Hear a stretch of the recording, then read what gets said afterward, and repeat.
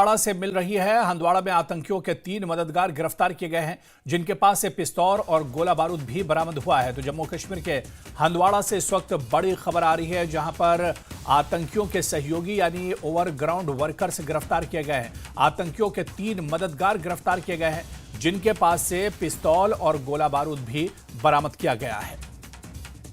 और हमारे सहयोगी याह्या सुल्तान हमारे साथ फोनलाइन पर जुड़े हुए हैं। याह्या, किस तरह की जो खबर आ रही है कि 3 ओवरग्राउंड वर्कर्स जो आतंकियों के मददगार हैं वो गिरफ्तार किए गए हैं, क्या कुछ जानकारी इस कार्रवाई के बारे में मिल पा रही है?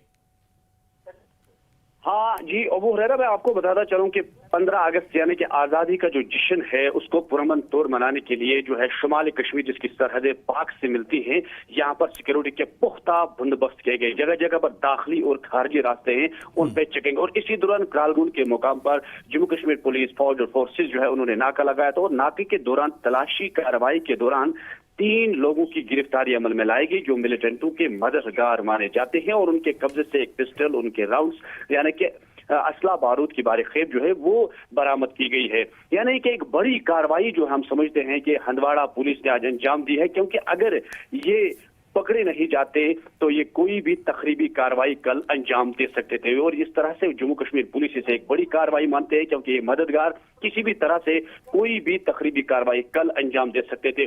तो क्योंकि पहले ही शुमाली कश्मीर जो है हर नाके पर जो है इस वक्त पुलिस फोर्सेस फौज की टीमें जो हैं वो लगी हैं। हालांकि आज पहली बार हमने देखा है कि खवातीन पुलिस के जो है ऑफिसर्स हैं उनको भी दाखिली और खारजी रास्तों पर रखा गया है, ताकि खवातीन की भी तलाशी ली जा रही है। बिल्कुल, यानी एक बड़ी कार्रवाई होने से पहले, वारदात होने से पहले इसे टाला गया है। बहुत बहुत शुक्रिया हमारे साथ जुड़ने के लिए याह्या सुल्तान, तमाम जानकारी साझा करने के लिए। तो आतंकियों के 3 मददगार गिरफ्तार किए गए हैं। सेना, पुलिस, सीआरपीएफ की ज्वाइंट टीम ने यह कार्रवाई अंजाम दी है।